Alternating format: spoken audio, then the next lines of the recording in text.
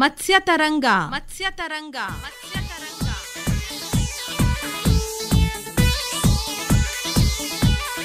ಮೀನು ಸಾಕಾಣಿಕೆ ತಾಂತ್ರಿಕತೆಗಳನ್ನು ಕುರಿತ ಬಾನುಲಿ ಸರಣಿ ಕೇಳಿ.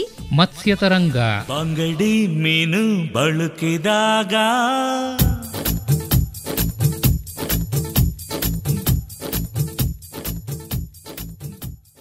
ರೈತ ಬಾಂಧವರೇ, ಇಂದಿನ ಮತ್ಸ್ಯತರಂಗ ಬಾನುಲಿ ಸರಣಿಯಲ್ಲಿ ಜಲವಿನ್ಯಾಸಗಳಲ್ಲಿ ಮೀನು ಕೃಷಿಯನ್ನು ಕುರಿತು ಟಿ. ನರಸೀಪುರ ತಾಲೂಕು ಮೀನುಗಾರಿಕಾ ಇಲಾಖೆಯ ಸಹಾಯಕ ನಿರ್ದೇಶಕರಾದ ಕೆ.ಬಿ. ಶ್ವೇತಾ ಅವರೊಂದಿಗೆ ಸಂದರ್ಶನವಿದೆ.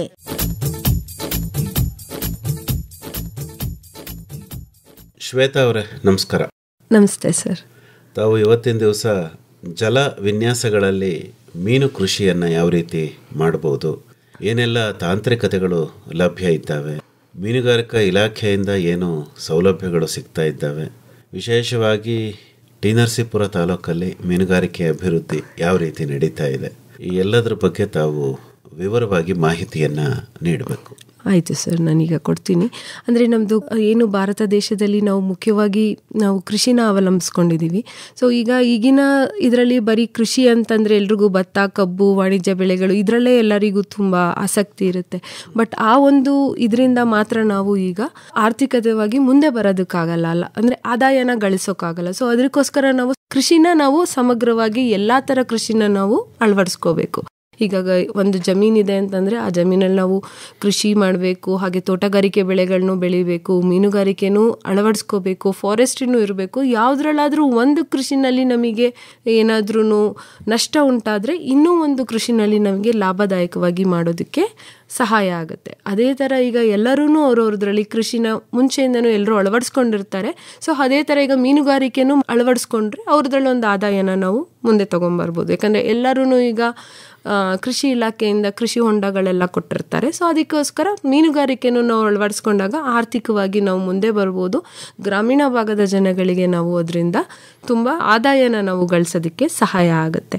ಹಾಗೆಯೇ ನಾವು ಈಗ ಅದು ಒಂದು ಟಾಪಿಕ್ಕು. ಅಂದರೆ ಈಗ ನೀವು ಆಗಲೇ ಹೇಳಿದಾಗೆ ಜಲವಿನ್ಯಾಸಗಳಲ್ಲಿ ಮೀನು ಕೃಷಿ. ಜಲವಿನ್ಯಾಸ ಅಂದರೆ ಏನು? ನೀರಿನ ನಾವು ಎಲ್ಲಿ ಒಂದು ಕಡೆ ಸಂಗ್ರಹಣೆಯಾಗಿ ಒಂದು ಆಕಾರ ರಚನೆ ಆಗಿರುತ್ತೋ ಆ ಒಂದು ಎಲ್ಲ ಜಾಗದಲ್ಲೂ ನಾವು ಮೀನನ್ನ ಬೆಳೆಸಬಹುದು ಅನ್ನೋದೊಂದೇ ನಾವು ಜಲವಿನ್ಯಾಸಗಳಲ್ಲಿ ಮೀನು ಕೃಷಿ ಅಂತ ಹೇಳ್ತೀವಿ ಅಷ್ಟೇ.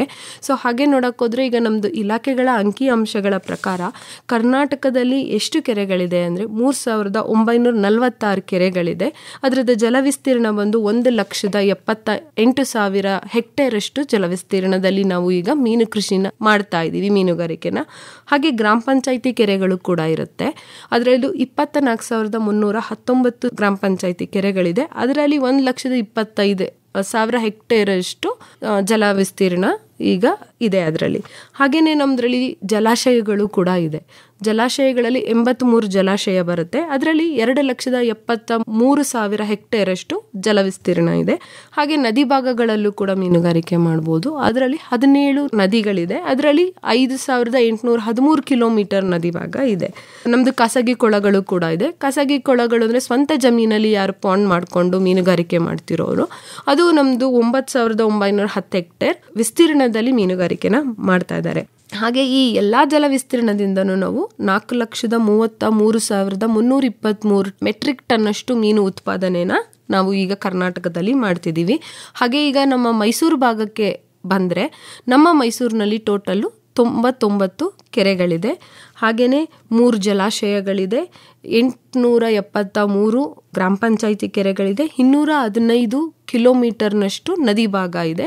ಇದು ಇಷ್ಟು ನಾವು ಏನು ಅಂತಂದರೆ ವಿವಿಧ ಜಲಸಂಪನ್ಮೂಲಗಳು ಯಾವುದು ಲಭ್ಯ ಇದೆ ಮೀನುಗಾರಿಕೆಗೆ, ಇದು ನಮ್ಮ ಮೈಸೂರು ಭಾಗದಲ್ಲಿ ಇರುವಂಥದ್ದು. ಏನು ನಮ್ಮದು ಜಲಸಂಪನ್ಮೂಲಗಳಿದೆ ಅದನ್ನೆಲ್ಲ ನಾವು ಸಮೃದ್ಧಿಯಾಗಿ ಸಮರ್ಪಕವಾಗಿ ನಾವು ಜಲವಿಸ್ತೀರ್ಣನ ನಾವು ಉಪಯೋಗಿಸಿಕೊಂಡಾಗ ಮೀನು ಕೃಷಿನ ತುಂಬ ಲಾಭದಾಯಕವಾಗಿ ನಾವು ಮಾಡಿಕೊಂಡು ಹೋಗ್ಬೋದು. ಹಾಗೆ ಸುಸ್ಥಿರ ಮೀನುಗಾರಿಕೆ ಮಾಡೋದಕ್ಕೂ ಕೂಡ ಸಹಾಯ ಆಗುತ್ತೆ. ಈ ಥರ ನಮ್ಮದು ಅಂದರೆ ನೀರಿನ ವಿವಿಧ ಆಕಾರದಲ್ಲಿ ಶೇಖರಣೆ ಆಗಿರೋದ್ರಲ್ಲಿ ನಮ್ಮದು 2 ಥರ ಬರುತ್ತೆ. ಒಂದು ನೈಸರ್ಗಿಕವಾಗಿ ನೀರು ಸಂಗ್ರಹಣೆ ಆಗಿರುತ್ತೆ, ಇನ್ನೊಂದು ಮಾನವ ನಿರ್ಮಿತ ಅಥವಾ ಕೃತಕವಾಗಿ ನಾವು ಸಂಗ್ರಹಣೆಯನ್ನು ಮಾಡಿರ್ತೀವಿ. ಈಗ ನೈಸರ್ಗಿಕವಾಗಿ ಅಂತ ಬಂದಾಗ ನದಿಗಳು, ಕಟ್ಟೆಗಳು, ಕೆರೆಗಳು ಹಾಗೂ ಹಳ್ಳಗಳು ಅದಾಗದೆ ಅದು ಬಂದಿರುತ್ತೆ. ಉದ್ಭವ ಆಗಿರುತ್ತೆ. ಮಾನವ ನಿರ್ಮಿತ ಅಥವಾ ಕೃತ ಅಂದಾಗ ನಮ್ಮದು ಅಣೆಕಟ್ಟುಗಳಿರುತ್ತೆ, ಜಲಾಶಯಗಳಿರ್ತವೆ, ಮತ್ತು ನಮ್ಮದು ಸ್ವಂತ ಜಮೀನಲ್ಲಿ ಮೀನು ಕೃಷಿ ಕೊಳಗಳು ಮಾಡ್ಕೊಂಡಿರೋದು, ಹಾಗೆ ಕೃಷಿ ಹೊಂಡಗಳಿರುತ್ತೆ. ಈಗ ಹೊಸದಾಗಿ ತಾಂತ್ರಿಕತೆ ಆಗಿರೋ RS ಇರುತ್ತೆ, ಬಯೋಫ್ಲಾಕ್ ಟ್ಯಾಂಕ್ ಅಂತ ಮಾಡ್ಕೊತಾರೆ, ಇಲ್ಲ ಬಯೋಫ್ಲಾಕ್ ಕೊಳಗಳು ಅಂತ ಹೇಳಿ ಮಾಡ್ಕೋತಾರೆ.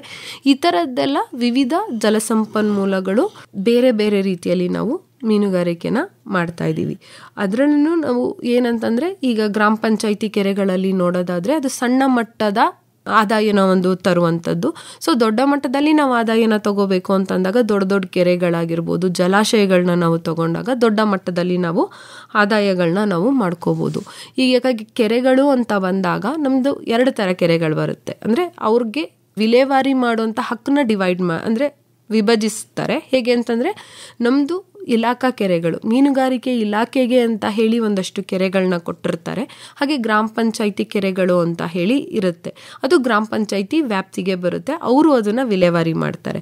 ಈಗ ನಮ್ಮ ಇಲಾಖಾ ಕೆರೆಗಳು ಅಂತ ಬಂದಾಗ ಹೇಗೆ ಡಿವೈಡ್ ಮಾಡ್ತಾರೆ ಅಂದರೆ, 40 ಹೆಕ್ಟೇರ್ಗಿಂತ ಹೆಚ್ಚು ಇರೋ ಕೆರೆಗಳನ್ನ ನಾವು ಇಲಾಖಾ ಅಂದರೆ ಅಚ್ಚುಕಟ್ಟು ಇರಬೇಕು, ಜಲವಿಸ್ತೀರ್ಣ ಅಲ್ಲ. 40 ಹೆಕ್ಟೇರ್ಗಿಂತ ಹೆಚ್ಚಿನ ಅಚ್ಚುಕಟ್ಟು ಇದ್ದಾಗ ಅದು ನಮ್ಮ ಇಲಾಖಾ ವ್ಯಾಪ್ತಿಗೆ ಬರುತ್ತೆ. 40 ಹೆಕ್ಟೇರ್ಗಿಂತ ಕಡಿಮೆ ಅಚ್ಚುಕಟ್ಟು ಇರೋ ಕೆರೆಗಳೆಲ್ಲ ಗ್ರಾಮ ಪಂಚಾಯಿತಿ ವ್ಯಾಪ್ತಿಗೆ ಬರುತ್ತೆ. ಈ ಥರ ನಾವು ಡಿವೈಡ್ ಆಗಿರೋದನ್ನ ನೋಡಿಕೊಂಡು ನಮ್ಮದ್ರಲ್ಲಿ 2 ಥರ ವಿಲೇವಾರಿ ಮಾಡ್ತೀವಿ ಇಲಾಖೆಯಿಂದ. ಒಂದು ಗುತ್ತಿಗೆ ಮಾಡ್ತೀವಿ, ಇನ್ನೊಂದು ಟೆಂಡರ್ ಮಾಡ್ತೀವಿ. ಗುತ್ತಿಗೆ ಏನಕ್ಕೆ ಮಾಡ್ತೀವಿ, ಯಾವುದು ನಮ್ಮದು ಮೀನುಗಾರರ ಸಹಕಾರ ಸಂಘಗಳಿದೆ ಅವರನ್ನ ಆದಾಯನ ನಾವು ಜಾಸ್ತಿ ಮಾಡಬೇಕು, ಅವರಿಗೆ ಒಂದಷ್ಟು ಉಪಯೋಗ ಆಗಲಿ ಅನ್ನೋ ಒಂದು ಉದ್ದೇಶದಿಂದ ನಾವು ಅವರಿಗೆ ಫಸ್ಟು ಪ್ರಾಮುಖ್ಯತೆನ ಕೊಡ್ತೀವಿ. ಅವರಿಗೆ ನಾವು ಮೊದಲನೇ ಆದ್ಯತೆನ ಕೊಟ್ಟು ಮೊದಲು ನಮ್ಮ ಜಲಸಂಪನ್ಮೂಲನ, ನಮ್ದೇನು ಇಲಾಖಾ ಮೀನುಗಾರಿಕೆ ವರ್ಷ ಅಂತ ಬರುತ್ತೆ, ಆ ವರ್ಷದಲ್ಲಿ ನಾವು ಮೊದಲನೇ ಪ್ರಿಫರೆನ್ಸ್ನ ಸಹಕಾರ ಸಂಘಗಳಿಗೆ ಕೊಡ್ತೀವಿ. ಸಹಕಾರ ಸಂಘಗಳಿಗೆ ನಾವು ಮೊದಲು ಕೊಡೋದು ಅಂದರೆ, ಅವರು ಗುತ್ತಿಗೆ ಕರಿತೀವಿ, ಅವ್ರ ಅಪ್ಲಿಕೇಶನ್ಸು ಎಲ್ಲ ಕೊಡ್ತಾರೆ, ಅವರು ತಗೊಂಡು ಉಳಿದಿದ್ದನ್ನು ನಾವು ಟೆಂಡರ್ ಕಮ್ ಆಕ್ಷನ್ನ ಅಂದರೆ ಟೆಂಡರ್ನ ಮಾಡ್ತೀವಿ. ಟೆಂಡರ್ಗೂ ಇಡೋದಕ್ಕಿಂತನೂ ಮುಂಚೆನೂ ಕೂಡ ಈ ಟೆಂಡರ್ನಲ್ಲಿ ಅನುಸೂಚಿತ ಜಾತಿ ಮತ್ತು ಅನುಸೂಚಿತ ಪಂಗಡಗಳಿಗೆ ಅಂದರೆ ಹಿಂದುಳಿದ ವರ್ಗದವರಿಗೆ ಸ್ವಲ್ಪ ಸಹಾಯ ಆಗಲಿ ಅನ್ನೋ ಕಾರಣಕ್ಕೆ, ಅವರು ಆರ್ಥಿಕವಾಗಿ ಸಬಲರಾಗಿರೋದಿಲ್ಲ ಅನ್ನೋ ಕಾರಣಕ್ಕೆ ಅವ್ರಿಗೆ ಕೂಡ ನಾವು ಮೀಸಲಾತಿನ ಕೊಡ್ತೀವಿ. ಟೆಂಡರ್ ಮಾಡಬೇಕಾದ್ರೆ ಅವರಿಗೂ 27% ಅನುಸೂಚಿತ ಜಾತಿ ಅನುಸೂಚಿತ ಪಂಗಡದವ್ರಿಗೆ ನಾವು ಕೊಟ್ಟು, ಅವ್ರಿಗೆ ಅಂದರೆ 100 ಹೆಕ್ಟೇರ್ಗಿಂತ ಕಡಿಮೆ ಇರೋ ಕೆರೆಗಳನ್ನ ಮಾತ್ರ ನಾವು ಮೀಸಲಾತಿ ಮಾಡ್ತೀವಿ. ಅದಕ್ಕಿಂತ ಹೆಚ್ಚಿರೋದೆಲ್ಲ ಟೆಂಡರಲ್ಲಿ ಡೈರೆಕ್ಟ್ ಟೆಂಡರ್ ಮಾಡ್ತೀವಿ. ಸೊ ಅವರಿಗೆ ಕಡಿಮೆ ಇರೋ ಕೆರೆಗಳನ್ನ ಟೆಂಡರ್ನ ಮಾಡ್ತೀವಿ. ಯಾಕಂದರೆ ಈಗ ಟೆಂಡರ್ನ ಮೊತ್ತ ಮುಂಚೆ ಥರ 1000ದಲ್ಲಿ ಇಲ್ಲ, ಎಲ್ಲ ಲಕ್ಷಗಳಲ್ಲಿ ಹೊಟ್ಟೋಗಿದೆ. ಟೆಂಡರ್ ಅಂದ ತಕ್ಷಣ 2 ಲಕ್ಷ 3 ಲಕ್ಷ, ಏನೋ ಅನುಸೂಚಿತ ಜಾತಿ ಪಂಗಡದವರು ಅಷ್ಟು ಅಮೌಂಟ್ನ ಅವ್ರ ಕೈಲಿ ಮಾಡೋಕ್ಕಾಗಲ್ಲ ಅಂತೇಳಿ ಸಣ್ಣ ಕೆರೆಗಳನ್ನ ಅವರಿಗೆ ಮೀಸಲಾತಿನ ಕೊಡ್ತೀವಿ. ಇನ್ನು ಉಳಿದಂಥ ಕೆರೆಗಳಲ್ಲಿ ನಾವು ಟೆಂಡರ್ನ ಮಾಡ್ತೀವಿ. ಹಾಗೆ ಈಗ ಈ ಭಾಗದಲ್ಲಿ ತುಂಬ ಇರೋದಂದರೆ ಗ್ರಾಮ ಪಂಚಾಯಿತಿ ಕೆರೆಗಳಿರುತ್ತೆ, ಅದರಲ್ಲಿ ತುಂಬ ಸಂಖ್ಯೆ ಇರುತ್ತೆ, ಬಟ್ ವಿಸ್ತೀರ್ಣ ಸ್ವಲ್ಪ ಕಡಿಮೆ ಇರುತ್ತೆ.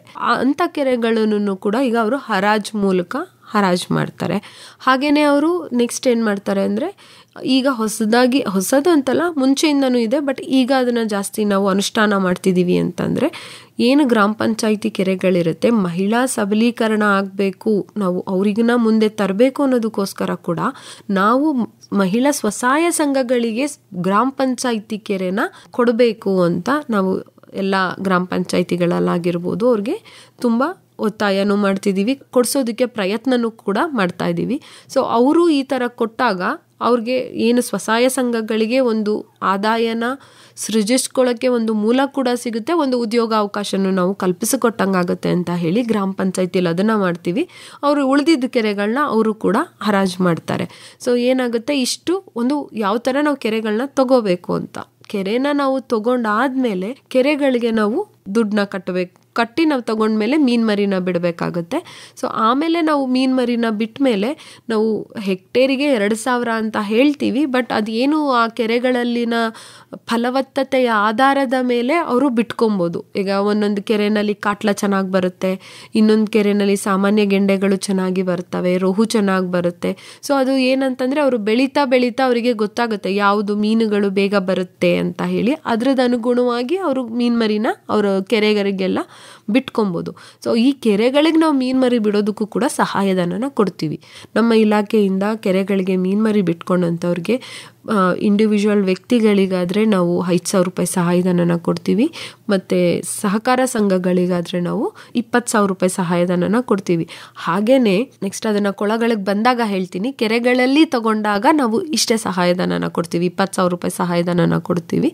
ಹಾಗೆ ಗ್ರಾಮ ಪಂಚಾಯತಿ ಕೆರೆಗಳನ್ನ ತಗೊಂಡವ್ರಿಗೆ ಕೂಡ ನಾವು ಸಹಾಯಧನನ ಕೊಡ್ತೀವಿ. ಇಲಾಖಾ ಕೆರೆ ಮಾತ್ರ ಅಲ್ಲ, ಗ್ರಾಮ ಪಂಚಾಯತಿ ಕೆರೆನ ತಗೊಂಡು ಗ್ರಾಮ ಪಂಚಾಯತಿ ಕೆರೆನಲ್ಲಿ ಮೀನು ಮರಿ ದಾಸ್ತಾನು ಮಾಡಿದವ್ರಿಗೆ ಕೂಡ ನಾವು ಮೀನು ಮರಿ ಖರೀದಿ ಸಹಾಯಧನನ ಅವ್ರಿಗೆ ಒದಗಿಸ್ತೀವಿ. ಶ್ವೇತಾ ಅವರೇ, ಏನಾದರೂ ಮಹಿಳಾ ಸ್ವಸಹಾಯ ಗುಂಪುಗಳೇನಾದರೂ ಕೆರೆ ತಗೊಂಡ್ರೆ ತಾವೇ ಹೇಳ್ದಾಗೆ ಏನಾದರೂ ವಿಶೇಷವಾದ ಸೌಲಭ್ಯ ಇದೆಯಾ ಅವ್ರಿಗೆ, ಮಹಿಳೆ ಅನ್ನೋ ಕಾರಣಕ್ಕಾಗಿ?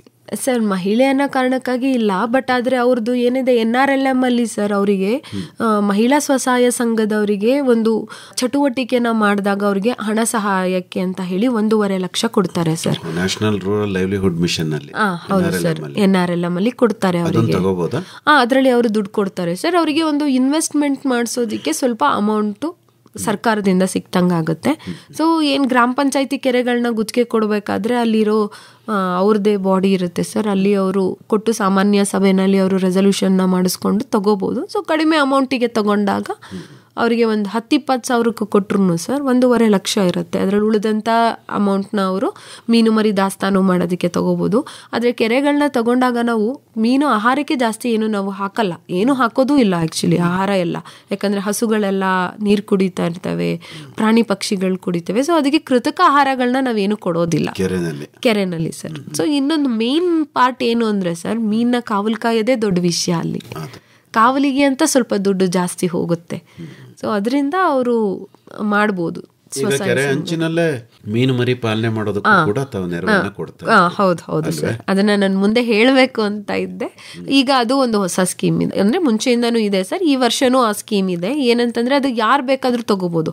ಸೊಸೈಟಿ ಅವರು ಗುತ್ತಿಗೆ ತಗೊಂಡಿರೋರು ಕೂಡ ಮಾಡ್ಕೋಬಹುದು, ಟೆಂಡರ್ ತಗೊಂಡಿರೋರು ಕೂಡ ಮಾಡ್ಕೋಬಹುದು, ಗ್ರಾಮ ಪಂಚಾಯತಿ ಕೆರೆಗಳಲ್ಲಿ ಕೂಡ ಮಾಡ್ಕೋಬಹುದು. ಅದನ್ನ ಕೆರೆ ಅಂಚಿನಲ್ಲಿ ಕೊಳ ಅಂತ ಹೇಳಿ ಮಾಡಿಸ್ತೀವಿ ಸರ್. ಅಂದ್ರೆ ದೊಡ್ಡ ಕೆರೆ ಇದ್ರೆ 1 ಎಕರೆ ಮಾಡ್ಕೋಬಹುದು, ಮ್ಯಾಕ್ಸಿಮಮ್ ಅವರು 2 ಎಕರೆ ತನಕ ಮಾಡ್ಕೋಬೋದು. ಸೊ ಮಿನಿಮಮ್ ನಾವು ಒಂದು ಅರ್ಧ ಎಕರೆ ತನಕ ಮಾಡೋಕ್ಕೆ ಹೇಳ್ತೀವಿ. ಅಲ್ಲಿಂದ ಅವರು ಅವರೇ ಸ್ಪಾನ್ನ ತೊಗೊಂಬಂದು ರೇರ್ ಮಾಡಿ ಅಲ್ಲಿಂದ ಅಲ್ಲೇ ಬಿಟ್ಕೊಳ್ಳೋದು. ಅದರಿಂದ ಏನಾಗುತ್ತೆ ಅಂದರೆ ನಮಗೆ ಒಂದು ಮೀನು ಮರಿಗಳ ಕ್ವಾಲಿಟಿ ಚೆನ್ನಾಗಿ ಸಿಗುತ್ತೆ. ನಾವು ಮತ್ತು ಮೊರ್ಟಾಲಿಟಿ ರೇಟ್ನ ತುಂಬ ಕಡಿಮೆ ಮಾಡ್ಬೋದು. ಮತ್ತು ಅದೇ ನೀರಲ್ಲಿ ಬೆಳೆದಿರೋ ಮೀನುಗಳನ್ನ ದೊಡ್ಡ ಜಾಗಕ್ಕೆ ಬಿಟ್ಟಾಗ ಅದು ಬೇಗ ಬೆಳವಣಿಗೆ ಆಗುತ್ತೆ ಅನ್ನೋ ಒಂದು ಕಾರಣಕ್ಕೋಸ್ಕರ ನಾವು ಕೆರೆ ಅಂಚಿನಲ್ಲಿ ಕೊಳ ಸ್ಕೀಮ್ ಕೂಡ ಕೊಡ್ತೀವಿ ಸರ್. ಅದರಲ್ಲಿ ನಾವು ಕೆರೆ ಮಾಡಿಸೋದಕ್ಕೆ ಅಂತ ಏನೂ ದುಡ್ಡು ಕೊಡೋದಿಲ್ಲ, ಬಟ್ ಮೀನು ಮರಿ ಪಾಲನೆಗೆ ಖರ್ಚಾಗುವಂಥ ಏನು ಹಣ ಇದಿರುತ್ತೆ ಅದನ್ನು ಸಹಾಯಧನ ರೂಪದಲ್ಲಿ ಕೊಡ್ತೀವಿ. ಈಗ ಮೀನು ಮರಿ ತೊಗೊಂಬಂದಿರೋದಕ್ಕೆ, ಮತ್ತು ಗೊಬ್ಬರಕ್ಕೆ, ಮೀನು ಆಹಾರಕ್ಕೆ, ಮತ್ತು ನೀವು ಎಕ್ಸ್ಟ್ರಾ ಏನಾದರೂ ಎಲ್ಲದಕ್ಕೂ ಈಗೆಲ್ಲ ಹಾಕ್ಸ್ಲೇಬೇಕು ಬರ್ಡ್ ನೆಟ್ಗೆ, ಅಂದರೆ ಬರ್ಡ್ಸ್ ಬಂದು ಇದು ಮಾಡಬಾರ್ದು ಅಂತ ನಾವೇನಾದರೂ ನೆಟ್ಸ್ ಏನು ಹಾಕ್ಸ್ತೀವಿ ಸರ್, ಅದಕ್ಕೆ ನೆಟ್ ತೊಗೊಂಡಿರೋದಕ್ಕೆ ಮತ್ತು ಇನ್ಸೆಕ್ಟ್ಸ್ ಎಲ್ಲ ಬರಬಾರ್ದು ಅಂತ ಔಷಧಿಗಳನ್ನೆಲ್ಲ ಹಾಕ್ತಾರೆ, ಅದಕ್ಕೆಲ್ಲ ನಾವು ಸಹಾಯಧನ ಕೊಡ್ತೀವಿ ಸರ್. ಅಂದರೆ ಕೆರೆಯಲ್ಲಿ ಮೀನು ಸಾಕೋರಿಗೆ ಇಷ್ಟು ಸೌಲಭ್ಯ ಇದೆ. ಹೌದು ಸರ್. ಬಾನುಲಿ ಕೃಷಿ ಬೆಳಗು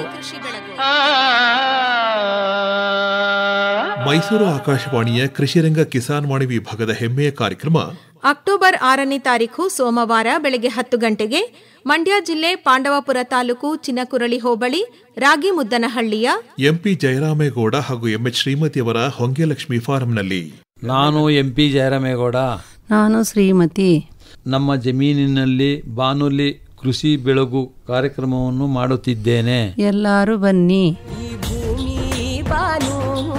ಜೀವಿಗಳ ಸಮಪಾಲು ಹದವಾಗಿ ಮುದವಾಗಿ ಸಾಗೋಣ ಪದವಾಗಿ. ಈ ಬಾರಿಯ ಅತಿಥಿ ತುಮಕೂರು ಜಿಲ್ಲೆ ತಿಪಟೂರು ತಾಲೂಕು ಪೂಜಾರಿಪಾಳ್ಯದ ಯುವ ಕೃಷಿಕ RS ನವೀನ್. ಕೃಷಿ ಪ್ರವಾಸೋದ್ಯಮ ಹಾಗೂ ಕೃಷಿ ನವೋದ್ಯಮಗಳ ಕುರಿತು ವಿಶೇಷ ಮಾಹಿತಿ, ಸಾವಯವ ಉತ್ಪನ್ನ ಹಾಗೂ ಎರೆಗೊಬ್ಬರದ ಪ್ರದರ್ಶನ ಹಾಗೂ ಮಾರಾಟ, ಕೃಷಿ ರತ್ನ ಪ್ರಶಸ್ತಿ ಪ್ರದಾನ ಈ ಬಾರಿಯ ವಿಶೇಷ. ಬನ್ನಿ, ಭಾಗವಹಿಸಿ. ಅಕ್ಟೋಬರ್ 6ನೇ ತಾರೀಕು ಸೋಮವಾರ ಬೆಳಗ್ಗೆ 10 ಗಂಟೆಗೆ ಮಂಡ್ಯ ಜಿಲ್ಲೆ ಪಾಂಡವಪುರ ತಾಲೂಕು ಚಿನಕುರಳಿ ಹೋಬಳಿ ರಾಗಿಮುದ್ದನಹಳ್ಳಿ ಗ್ರಾಮದ ಎಂಪಿ ಜಯರಾಮೇಗೌಡ ಹಾಗೂ ಎಂಎಚ್ ಶ್ರೀಮತಿ ಅವರ ಹೊಂಗೆಲಕ್ಷ್ಮಿ ಫಾರಂನಲ್ಲಿ ನಿಮಗಾಗಿ ನಡೆಯಲಿದೆ ನಮ್ಮ ಕಾರ್ಯಕ್ರಮ ಬಾನುಲಿ ಕೃಷಿ ಬೆಳಗು.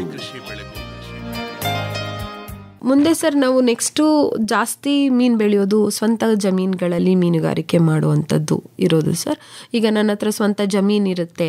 ನಮ್ಮ ಇಲಾಖೆ ಗೈಡ್ಲೈನ್ಸ್ ಪ್ರಕಾರ ನಾವು ಮಿನಿಮಮ್ 1/2 ಎಕರೆ ಪಾಂಡ್ನ ಮಾಡಬೇಕು. ಅಂದರೆ 20 ಗುಂಟೆ ಜಾಗದಲ್ಲಿ ನಾನು ಒಂದು ಕೊಳನ ನಿರ್ಮಾಣ ಮಾಡ್ಕೋಬೇಕು ಸರ್. ಅದನ್ನು ನಾವು ನಿರ್ಮಾಣ ಮಾಡ್ಕೊಂಡಾಗ್ಲೂ ನಾವು 2 ಥರ ಮೀನುಗಾರಿಕೆನ ಮಾಡ್ಬೋದು. ಒಂದು ಮೀನು ಮರಿ ಪಾಲನೆ ಮಾಡ್ಬೋದು. ಹಾಗೆಯೇ ನಾವು ಮೀನು ಒಂದು ಟೇಬಲ್ ಸೈಜ್ 1 kg ಬರೋ ತನಕ ಮೀನು ಕೃಷಿನ ಕೂಡ ನಾವು ಮಾಡ್ಬೋದು. ಹೇಗೆ ನಾವು ಲಾಭ ಮಾಡಬೇಕು ಅಂತಂದರೆ, ನಾವು 1/2 ಎಕರೆ ಮಾಡ್ಕೊಂಡಿರ್ತೀವಿ ಸರ್, ಸೀಸನ್ ಇದ್ದಾಗ ಸ್ಪಾನ್ ಸಿಗುತ್ತೆ. ಅದಾದಮೇಲೆ ನಮಗೆ ಅತಿ ಚಿಕ್ಕ ಮೀನು ಮರಿಗಳು ನಮಗೆ ಸಿಗೋದಿಲ್ಲ. ಆ ಸ್ಪಾನು ಸಿಗುತ್ತೆ ಯಾವಾಗ ಮುಂಗಾರು ಇರುತ್ತೆ, ಮಳೆಗಾಲದಲ್ಲಿ ಮಾತ್ರ ನಮಗೆ ಈ ಕಟ್ಲ ಆಗಿರ್ಬೋದು, ರೋಹು ಆಗಿರ್ಬೋದು, ಮತ್ತು ಹುಲ್ಲುಗೆಂಡೆ ಮೀನು ಮರಿಗಳಾಗಿರ್ಬೋದು, ಮೃಗಾಲ ಆಗಿರ್ಬೋದು, ಈ ಟೈಮಲ್ಲಿ ಮಾತ್ರ ಸಿಗುತ್ತೆ ಸರ್. ಆವಾಗ ಮಾತ್ರ ಬ್ರೀಡಿಂಗ್ ಮಾಡ್ತಾರೆ. ಆ ಟೈಮಲ್ಲಿ ನಾವು ಏನು ಸೀಸನ್ ಇರುತ್ತೆ, ನಾವು ಒಂದು ಮೀನು ಮರಿ ಪಾಲನೆನ ಮಾಡಿಕೊಂಡ್ರೆ ಒಂದು 45 ದಿನದ ಕ್ರಾಪ್ ಸರ್. ಅದು 45 ದಿನದ ಕ್ರಾಪ್ನಲ್ಲಿ ನಾವು ಮೀನು ಮರಿನ ನಾವು ಮಾಡ್ಕೋಬೇಕಾಗುತ್ತೆ. ಮೊದಲೇ ನಾವು ಪಾಂಡ್ನ ಸಿದ್ಧತೆಗಳನ್ನ ಮಾಡ್ಕೋಬೇಕು. ಒಂದು 1/2 ಎಕರೆ ಪಾಂಡ್ನ ನಾವು ಸ್ಟಾರ್ಟಿಂಗ್ ಮಾಡಿರ್ತೀವಿ ಅಂದರೆ ಸರ್, ಪಾಂಡ್ನ ನಿರ್ಮಿಸಾದ್ಮೇಲೆ ಈಗಾಗಲೇ ಹೇಳಿರ್ತಾರೆ ಹಿಂದಿನ ಟಾಕ್ಸಲ್ಲೆಲ್ಲ ಹೇಗೆ ಬಂಡನ್ನ ಮಾಡಬೇಕು, ಸ್ಲೋಪ್ ಎಷ್ಟು ಕೊಟ್ಟಿರಬೇಕು, ಕೆಳಗಡೆ ನೆಲ ಭಾಗದಲ್ಲಿ ನೀರೆಲ್ಲ ಫುಲ್ ಡ್ರೈನ್ ಔಟ್ ಆಗೋ ಥರ ಪಾಂಡ್ಗೆ 1:1.5 ರೇಷನಲ್ಲಿ ನಾವು ಸ್ಲೋಪ್ ಕೊಟ್ಟು ಪಾಂಡ್ ಮಾಡಿ ಒಂದು ಬಂಡನ್ನ ಗಟ್ಟಿಯಾಗಿ ನಿರ್ಮಿಸ್ಕೊಂಡಾಗ ಒಂದು ಪಾಂಡ್ ಆಗುತ್ತೆ. ಆ ಪಾಂಡ್ನಲ್ಲಿ ನಾವು ಸ್ಟಾರ್ಟಿಂಗ್ ಏನು ಮಾಡಬೇಕು, ಪಾಂಡಿಗೆ ನಾವು ಸಗಣಿ ಎಲ್ಲ ಹಾಕ್ಕೊಂಡು ಸಿದ್ಧತೆನ ಮಾಡ್ಕೋಬೇಕು ಸರ್. ಒಂದು ಹಸಿ ಸಗಣಿ ಹಾಕ್ತಾರೆ ಸರ್. ಒಂದು ಹೆಕ್ಟೇರಿಗೆ 10,000 kg ಹಾಕ್ತಾರೆ ಸರ್. ಅಷ್ಟನ್ನು ನಾವು ಸ್ವಲ್ಪ ಸಗಣಿನ ಹಾಕಿ ನಾವು ಮೆನ್ಯೂರಿಂಗ್ ಅಂತ ಮಾಡಿ ಸ್ವಲ್ಪ ಕಾಲು ಭಾಗ ನೀರು ತುಂಬಿಸ್ಕೊಬೇಕು. ಸ್ಟಾರ್ಟಿಂಗು ತುಂಬಿಸ್ಕೊಂಡ್ಮೇಲೆ 2 ದಿನ 3 ದಿನ ಆದಮೇಲೆ ಸರ್ ಪ್ಲ್ಯಾಂಕ್ಟಾನ್ ಪ್ರೊಡಕ್ಷನ್ಸ್ ಎಲ್ಲ ಸ್ಟಾರ್ಟ್ ಆಗುತ್ತೆ. ಸೊ ಟೋಟಲಿ ಆಮೇಲೆ ಸ್ವಲ್ಪ ನೀರನ್ನ ರೈಸ್ ಮಾಡ್ತಾ ಬರ್ತಿದ್ರೆ ನಾವು ಏನು ಸ್ಪಾನ್ ಸ್ಟಾಕಿಂಗ್ ಮಾಡ್ತೀವೋ ಅದರ 6 ದಿನ ಮುಂಚೆನೇ ಮೆನ್ಯೂರಿಂಗ್ ಎಲ್ಲ ಮಾಡಿಕೊಂಡು ಪಾಂಡ್ನ ಸಿದ್ಧತೆ ಮಾಡ್ಕೋಬೇಕು. ನಾವೇನು ಇವತ್ತು ಸ್ಪಾನ್ ತರ್ತೀವಿ ಅಂದರೆ ಹಿಂದಿನ ದಿನನೇ ನಾವು ಡೀಸೆಲ್ ಎಲ್ಲ ಹಾಕಿ ರೆಡಿ ಮಾಡ್ಕೋಬೇಕು ಪಾಂಡ್ನ. ಯಾಕಂತಂದರೆ ಇನ್ಸೆಕ್ಟ್ಸ್ ಎಲ್ಲ ಬಂದು ಹಾಳು ಮಾಡುತ್ತೆ. ಸೊ ನಾವು ಡೀಸೆಲ್ ಹಾಕಿದಾಗ ಆಯಿಲಿ ಆಗುತ್ತೆ, ಆಗ ಇನ್ಸೆಕ್ಟ್ಸ್ ಬರೋದಿಲ್ಲ ಅನ್ನೋ ಒಂದು ಕಾರಣಕ್ಕೆ ನಾವು ಹಾಕ್ತೀವಿ. ಅದಾದಮೇಲೆ ನಾವು ಮಾರನೇ ದಿನ ಸ್ಪಾನ್ನ ತೊಗೊಂಬಂದು ಬಿಡ್ತೀವಿ. ಸ್ಪಾನ್ ರೇರಿಂಗಲ್ಲಿ ಮರಿನ ಬಿತ್ತನೆ ಮಾಡಿದ್ಮೇಲೆ ಸರ್ ನಾವು 1/2 ಎಕರೆಗೆ ಸರ್ 10 ಲಕ್ಷ ಸ್ಪಾನ್ನ ಹಾಕಿಸ್ತೀವಿ. 1/2 ಎಕರೆಗೆ 10 ಲಕ್ಷ ಸ್ಪಾನ್ ಹಾಕಿಸ್ತೀವಿ. ಹಾಕ್ಸಿದ್ಮೇಲೆ 1 ರಿಂದ 5 ದಿನ ತನಕ ನಾವು ಕಡಲೆಕಾಯಿ ಹಿಂಡಿ ಬರುತ್ತಲ್ಲ ಅದನ್ನು ನಾವು ನೆನೆಸಿ ಹಾಲು ಥರ ಮಾಡಿ ಒಂದು 5 ದಿನ ತನಕ ಕೊಡ್ತೀವಿ. 6 ರಿಂದ 10 ದಿನ ತನಕ ನಾವು 1/2 kg ಥರ ಕೊಡ್ತೀವಿ ಸರ್. ಎಷ್ಟು ದಿನಕ್ಕೆ ಒಂದು 10 ದಿನ ತನಕ ಪುಡಿ ಮಾಡಿ ಎರಡನ್ನೂ ಮಿಕ್ಸ್ ಮಾಡಿ ಕೊಡ್ತೀವಿ. ಅಕ್ಕಿ ತೌಡು ಬರುತ್ತೆ ಮತ್ತು ಕಡಲೆಕಾಯಿ ಹಿಂಡಿ ಬರುತ್ತೆ, ಅದು ಎರಡನ್ನೂ ಸೇರಿಸಿ ಕೊಡ್ತೀವಿ. 11 ರಿಂದ 15 ದಿನ ತನಕ 1 kg ತನಕ ಕೊಡ್ತೀವಿ. ಹಾಗೆ 16 ದಿನದಿಂದ 45 ತನಕ 1.5 kg ಥರ ನಾವು ಸ್ಪಾನ್ಗಳಿಗೆ ನಾವು ಮೀನು ಆಹಾರನ ಕೊಡ್ತಾ ಹೋಗ್ತೀವಿ. ಇದೆಲ್ಲ ಆದಮೇಲೆ ಸರ್ ಹೀಗೆ 45 ದಿನ ಫೀಡಿಂಗ್ ಆದಮೇಲೆ ನಮಗೆ 45 ದಿನಕ್ಕೆ ಹೇಗೆ ಬರುತ್ತೆ ನಾವು 1 ಲಕ್ಷಕ್ಕೆ 27% ಅಷ್ಟು 30% ಅಷ್ಟು ಸರ್ವೈವಲಿಟಿ ಸಿಗುತ್ತೆ. ಅಂದರೆ ಈಗ ನಾವು 1 ಲಕ್ಷ ಮೀನು ಮರಿ ಹಾಕಿರ್ತೀವಿ ಅಂದರೆ ನಮ್ಗೆ 27,000 ಮೀನು ಮರಿ ಸಿಗುತ್ತೆ. ಸ್ಪಾನ್ ಹಾಕಿರ್ತೀವಿ ಅಂದರೆ 1 ಲಕ್ಷ ಸ್ಪಾನಿಗೆ 27,000 ಮೀನು ಮರಿ ಸಿಗುತ್ತೆ. ಸೊ ನಮ್ಮದು ಜಾಗ ಎಷ್ಟಿರುತ್ತೆ ಅದ್ರಿಗೆ ಅನುಗುಣವಾಗಿ ನಮಗೆ ಸ್ಪಾನ್ ಸಿಗುತ್ತೆ. ಸೊ 45 ದಿನದಲ್ಲೇ ನಾವು ಆದಾಯನ ಕಾಣುವಂಥ ಕೃಷಿನ ಕೂಡ ಮೀನುಗಾರಿಕೆಯಲ್ಲಿ ಮಾಡ್ಬೋದು. ಅದು ಸೀಸನ್ ಟೈಮಲ್ಲಿ ಮಾಡಬೇಕು. ಆ ಥರ ನಾವು ಒಂದು 2 ಕ್ರಾಪ್ನ ಮಾಡಿಕೊಂಡಾಗ ಆನಂತರ ನಾವು 1 ವರ್ಷದಲ್ಲಿ 8 ತಿಂಗಳು ಇರುವಂಥ ಅಲ್ಲೇ ನಮ್ಮದೇ ಅದೇ ಸ್ಪಾನ್ನ ಮೀನು ಮರಿಗಳನ್ನ ಬಿಟ್ಕೊಂಡ್ರೆ ಸರ್ 1 ವರ್ಷ 1 kg 2 kg ಬರೋ ತನಕ ಮುಂದೆ ಕೃಷಿನ ಮಾಡ್ಕೊತಾ ಹೋಗ್ಬೋದು. ಇದರಿಂದ ಏನಾಗುತ್ತೆ ಅಂತಂದರೆ ನಮಗೆ ವರ್ಷ ಪೂರ್ತಿ ಆದಾಯ ಬರುವಂಥ ಕೃಷಿನ ನಾವು ಮೀನುಗಾರಿಕೆನ ನಾವು ಅಳವಡಿಸ್ಕೋಬೋದು. ಬಟ್ ಇಲ್ಲಿ ಪ್ರಾಬ್ಲಮ್ ಏನು ಅಂತಂದರೆ ಅವರು ಅಳವಡಿಸ್ಕೊಳ್ಳೋ ಟೈಮಲ್ಲಿ ಏನು ಮಾಡ್ತಾರೆ ಅಂದರೆ ಬರೀ 1 ಅಟೆಂಪ್ಟು 2 ಅಟೆಂಪ್ಟ್ ಅಷ್ಟೇ ಮಾಡ್ತಾರೆ. ಯಾಕಂದರೆ ನಾವು ಭತ್ತ ಬೆಳೆಯೋದಾಗಿರ್ಬೋದು, ಕಬ್ಬು ಬೆಳೆಯೋದಾಗಿರ್ಬೋದು ನಮ್ಮ ಮುತ್ತಾತನ ಕಾಲದಿಂದನೂ ನೋಡಿಕೊಂಡು ಬಂದಿರ್ತೀವಿ ನಾವು. ಸೊ ಅದು ಏನಾಗೋಗಿರುತ್ತೆ, ನ್ಯಾಚುರಲಿ ನಮಗೆ ಅದ್ರ ಬಗ್ಗೆ ಏನು ಮಾಡಬೇಕು ಮಾಡಬಾರ್ದು ಅಂತ ಬರುತ್ತೆ. ನಷ್ಟ ಆದರೂ ನಾವು ಅದನ್ನೇ ಮಾಡ್ತೀವಿ, ಯಾಕಂದರೆ ನಮಗೆ ಅದ್ರ ಮೇಲೆ ಒಂದು ಅಟ್ಯಾಚ್ಮೆಂಟ್ ಇರುತ್ತೆ ಅವ್ರುಗಳಿಗೆ. ಆದರೆ ಇವ್ರು ಮೀನು ಕೃಷಿನ ಏನು ಮಾಡ್ತಾರೆ ಸರ್, ಸ್ವಲ್ಪ ಇಂಟ್ರೆಸ್ಟ್ ಇರುತ್ತೆ, ಯಾರಿಗೋ ಲಾಭ ಬಂದಿರುತ್ತೆ, ಅದನ್ನು ನೋಡ್ಕೊಂಡು ಮಾಡ್ತೀನಿ ಅಂತ ಹೇಳಿ ಸ್ಟಾರ್ಟ್ ಮಾಡ್ತಾರೆ. ಸ್ಟಾರ್ಟ್ ಮಾಡಿದಾಗ ಏನಾಗುತ್ತೆ ಸರ್, ಒಂದು ಸಲ ಮಾಡ್ತಾರೆ, ಒಂದು ಸ್ವಲ್ಪ ಬರುತ್ತೆ ಇಷ್ಟೇನಾ ಅಂತಾರೆ. 2ನೇ ಸತಿಗೆ ಏನಾದರೂ ಸರಿಯಾಗಿ ಮೇಂಟೈನ್ ಮಾಡಿರಲಿಲ್ಲ ಅಂದರೆ ಸರ್ ವಾಟರ್ ಕ್ವಾಲಿಟಿ ನಿಮಗೆ ಗೊತ್ತು, ಯಾಕಂದರೆ ವಾತಾವರಣ, ವಾಟರ್ ಕ್ವಾಲಿಟಿ ತುಂಬ ಇಂಪಾರ್ಟೆಂಟ್ ಮೀನನ್ನ ಬೆಳೆಸಬೇಕಾದ್ರೆ. ಇವ್ರು ಸರಿಯಾಗಿ ಮೇಂಟೈನ್ ಮಾಡದೇದಾಗ ಏನಾಗ್ಬಿಡುತ್ತೆ ಸರ್, ಸ್ವಲ್ಪ ಲಾಸ್ ಆಗುತ್ತೆ. ಇವ್ರು 2 ಅಟೆಂಪ್ಟಿಗೆ ಬಿಟ್ಬಿಡ್ತಾರೆ. ನಮ್ಮದ್ರಲ್ಲಿ ತಗೊಳ್ಳೋರು ಇರ್ತಾರೆ, ಮಾಡೋರು ಇದ್ದಾರೆ, ಆದರೆ ಅದನ್ನ ಕಂಟಿನ್ಯೂಸ್ ಆಗಿ ಅಳವಡಿಸ್ಕೊಳ್ಳೋರು ತುಂಬ ಕಡಿಮೆ ಆಗ್ತಿದ್ದಾರೆ. ಅದಕ್ಕೆ ಏನಾಗೋಗುತ್ತೆ, ನಾನು ಇವತ್ತು ಒಂದು 10 ವರ್ಷದಲ್ಲಿ ನಾನು 10 ಹೆಕ್ಟೇರ್ ಮಾಡಿರ್ತೀನಿ. ನಮ್ದ್ರಲ್ಲಿ ಮೀನುಗಾರಿಕೆ ಮಾಡೋದಕ್ಕೆ ನಾವು 10 ಹೆಕ್ಟೇರ್ ಅಷ್ಟು ಮಾಡ್ತಾರೆ ಜನ ಅಂತೇಳಿ ಸಹಾಯಧನ ಕೊಟ್ಟಿರ್ತೀವಿ, ಜನ ಮಾಡಿರ್ತಾರೆ. ಆದರೆ ಏನಾಗ್ಬಿಡ್ತಾರೆ ಸರ್, ಮಧ್ಯ ಬಿಟ್ಟೋಗ್ತಾರೆ. ಅವರು ಕಂಟಿನ್ಯೂಸ್ ಆಗಿ ಅದನ್ನ ಅಳವಡಿಸ್ಕೊಳ್ಳಲ್ಲ. ಒಂದಷ್ಟು ನನಗೆ ಲಾಸ್ ಆದ್ರೂ ನಾನು ಅದನ್ನ ನೆಕ್ಸ್ಟ್ ಮಾಡ್ತೀನಿ ಅನ್ನೋ ಒಂದು ಅವ್ರಿಗೆ ಏನಿರಲ್ಲ ಸರ್, ಕಾನ್ಫಿಡೆನ್ಸ್ ಬರಲ್ಲ, ಕಲ್ತ್ಕೋಬೇಕು ಅನ್ನೋ ಮನೋಭಾವ ಇರಲ್ಲ. ಅವಾಗ ಏನಾಗ್ಬಿಡುತ್ತೆ, ಮಧ್ಯದಲ್ಲೇ ಬಿಟ್ಟೋದಾಗ ಅವರಿಗೆ ಅಂತ ಆದಾಯ ಕಾಣೋದಕ್ಕೆ ಆಗೋದಿಲ್ಲ. ಅದರಿಂದ ನಮ್ಮ ಮೀನುಗಾರಿಕೆ ಸ್ವಲ್ಪ ಜನ ಅಳವಡಿಸ್ಕೊಂಡಿರ್ತಾರೆ, ಯಾರು ಆರ್ಥಿಕವಾಗಿ ನೋಡಿರ್ತಾರೆ ದುಡ್ಡನ್ನ ಅಂಥವ್ರಿಗೆ ಮೀನುಗಾರಿಕೆನ ಈಗಲೂ ಮಾಡ್ತಿದ್ದಾರೆ ಸರ್. ನಾನು ಅದು ಸ್ವಂತ ಜಮೀನು ಇರೋದಿಲ್ಲ ಅಂದ್ಕೊಳ್ಳಿ, ಗುತ್ತಿಗೆ ತೊಗೊಂಡು ಮಾಡಿರೋರನ್ನು ನಾವು ನೋಡಿದ್ದೀವಿ. ಕೆರೆಗಳಲ್ಲಿ ಮೀನು ತೊಗೊಂಬರ್ತಾರಲ್ಲ ಸರ್, ಅವರು ರೇರ್ ಮಾಡಿ ₹1 ಮೀನು ಮರಿ ಕೊಡ್ತಾರೆ ಒಂದಕ್ಕೆ. ನಮ್ಮದ್ರಲ್ಲಿ ಏನು 80 ಸೆಂಟಿಮೀಟರ್ ಅಂದರೆ ತುಂಬ 3 ಇಂಚ್ ಮರಿ ಕೊಡ್ತಾರೆ. ಅವ್ರು ₹1 ಒಂದು ಕೊಟ್ಟರು ಸರ್, 2 ಲಕ್ಷ ಮೀನು ಮರಿ ಮಾರಿದ್ರು ಅವ್ರಿಗೆ ₹2 ಲಕ್ಷ ಬರುತ್ತಲ್ಲ. ಆದಾಯ ಎಲ್ಲ ಕಳೆದ್ರು 1.5 ಲಕ್ಷ, 45 ದಿನಕ್ಕೆ 1.5 ಲಕ್ಷ 2 ಲಕ್ಷ ಅಂತಂದರೆ ಅದು ಆದಾಯದಾಯಕವಾಗಿದೆ. ಬಟ್ ನಾವು ಹೇಗೆ ಅದನ್ನು ಅಳವಡಿಸ್ಕೋತೀವಿ, ನಾನು ಕಲ್ತ್ಕೊಂಡು ಮಾಡ್ತೀನಿ ಅನ್ನೋದ್ರ ಮೇಲೆ ಮೀನುಗಾರಿಕೆ ಅನ್ನೋದು ಇರುತ್ತೆ. ಅದು ನನ್ನ ಒಂದು ರಿಕ್ವೆಸ್ಟು ಎಲ್ರಿಗೂ. ನಾನು ಎಲ್ಲಾದರೂ ಇದ್ದಾಗ ನಂಗೆ ಹೇಳೋಕ್ಕೆ ಸಿಕ್ಕಿದಾಗ ನಾನು ಅದೇ ಹೇಳೋದು ಏನಂತಂದರೆ, ಯಾವುದನ್ನೇ ಆದರೂ 1-2 ಅಟೆಂಪ್ಟಿಗೆ ಬಿಡಬೇಡಿ. ಭತ್ತ ಬೆಳೆಯೋದನ್ನ ಯಾರೂ, ಕಬ್ಬು ಬೆಳೆಯೋದನ್ನ 2 ಅಟೆಂಪ್ಟಿಗೆ ಬಿಟ್ಟಿಲ್ಲ ಯಾರೂ, ತುಂಬ ವರ್ಷದಿಂದ ಮಾಡ್ತಿದ್ದೀರಾ. ಮೀನುಗಾರಿಕೆನೂ ಅದೇ ಥರ ನೀವು ಅಳವಡಿಸ್ಕೊಂಡಾಗ ಚಿಕ್ಕದ್ರಿಂದನೇ ಸ್ಟಾರ್ಟ್ ಮಾಡಿ. ಕೃಷಿ ಹೊಂಡಗಳಿದ್ದಾರಲ್ಲ ಅದರಲ್ಲೂ ಮಾಡ್ಬೋದು. ಈಗ ನಾನು ಹೇಳಿದ್ದು ಸ್ವಂತ ಜಮೀನಲ್ಲಿ ಮಾಡ್ಕೊಳ್ಳೋದು. 1/2 ಎಕರೆ ನಮ್ಮ ಡಿಪಾರ್ಟ್ಮೆಂಟು ಸರ್. ತೋಟಗಾರಿಕೆನೆಲ್ಲ ಕೊಡ್ತಾರೆ, ಏನು 10 ಗುಂಟೆಗೆ ಕೊಡ್ತಾರೆ ಸರ್ ಅವರು ಜಾಗನ. 10 ಗುಂಟೆಗೆ ನೀರನ್ನ ಶೇಖರಣೆ ಮಾಡ್ಕೊಳ್ಳೋದಕ್ಕೆ ಅಂತ ಹೇಳಿ ಪಾಂಡ್ಗಳನ್ನ ಕೊಡ್ತಾರೆ. ಅದರಲ್ಲಿ ನಾವು ಮೀನು ಸಾಕ್ಬೋದು. ಕೃಷಿ ಹೊಂಡಗಳಲ್ಲಿ ತುಂಬ ಇದೆ ಕೃಷಿ ಹೊಂಡಗಳು. ಈಗ ಕೃಷಿ ಇಲಾಖೆಯಲ್ಲಿ ಕೃಷಿ ಭಾಗ್ಯದಲ್ಲಿ ಕೊಡ್ತಿದ್ದಾರೆ ಸರ್. ಅದರಲ್ಲಿ ಕೂಡ ಅವರು 1 ಗುಂಟೆ 2 ಗುಂಟೆ ಕೃಷಿ ಹೊಂಡಗಳನ್ನ ಮಾಡ್ಕೊಂಡಿರ್ತಾರೆ. ನಾವು ಅದರಲ್ಲಿ ಕೂಡ ಈಗ ಮೀನು ಸಾಕಾಣಿಕೆನ ಮಾಡ್ಬೋದು. ಹಾಗೆ ನಮ್ದು ಏನಂದರೆ, ಇದು ನಿಮಗೆ ತುಂಬ ಜಾಸ್ತಿ ದುಡ್ಡಾಗುತ್ತೆ ಅನ್ನೋದಾದರೆ, ನಾವು ಈಗ ತಿಲಾಪಿಯಾಗಳನ್ನ ನಾವು ಇಲಾಖೆಯಿಂದ 250 ಸಂಖ್ಯೆ ಮೀನು ಮರಿಗಳನ್ನ ನಾವು ಉಚಿತವಾಗಿಯೇ ಕೊಡ್ತಾ ಇದ್ದೀವಿ. ಸೊ ಆ ಒಂದು ಉಚಿತವಾಗಿ ಕೊಡ್ತಾ ಇರೋ ಮೀನು ಮರಿಗಳನ್ನ ತಗೊಂಡು ಕೂಡ ಅವರು ಕೃಷಿ ಹೊಂಡಗಳಿಗೆ ಬಿಟ್ಕೊಂಡಾಗ ಅವರು ಹೆಚ್ಚಿನ ಅಂದರೆ ಸ್ವಲ್ಪ ಆದಾಯನ ಕಾಣ್ಬೋದು. ಯಾಕಂದರೆ ಈಗ ನಮ್ಮದು ತಿಲಾಪಿಯಾ ಅನ್ನೋದು ಸರ್ ಬಿಟ್ಟರೆ 4 ತಿಂಗಳು ಕ್ರಾಪ್. ಅದು 4 ತಿಂಗಳಿಗೆ ನಿಮಗೆ ಬೆಳೆ ಬರುತ್ತೆ. ತಿಲಾಪಿಯಾನ ನಾವು 1 kg ಬೆಳೆಸಬೇಕು ಅಂತಿಲ್ಲ. ಅದನ್ನು ನಾವು ಒಂದು 400ರಿಂದ 500 ಗ್ರಾಮ್ 600 ಗ್ರಾಮ್ ಬೆಳೆದ್ರೂ ಸಾಕು. ತಿಲಾಪಿಯಾನ ಎಲ್ಲರೂ ತೊಗೊತಾರೆ. ನೀವು ನೋಡಿದ್ದೀರಾ, ಜಿಲೇಬಿ ಅಂತ ಕೇಳಿರ್ತೀರ. ಆ ಒಂದು ಜಿಲೇಬಿ ಮೀನನ್ನ ಅವರು ಮಾಡ್ಬೋದು, 4 ತಿಂಗಳಿಗೆ ಕೂಡ ಮಾಡ್ಕೋಬೋದು. ಸೊ ಅದರಿಂದ ನಾನು ಏನು ಹೇಳೋದಂದರೆ, ಯಾರ್ಯಾರ ಹತ್ರ ಕೃಷಿ ಹೊಂಡಗಳಿದೆ, ಈಗ ನಮ್ಮ ಮೈಸೂರು ಜಿಲ್ಲೆನಲ್ಲಿ ನಾವು ಉಚಿತವಾಗಿ 250 ಮೀನು ಮರಿಗಳನ್ನ ಕೊಡ್ತಾ ಇದ್ದೀವಿ.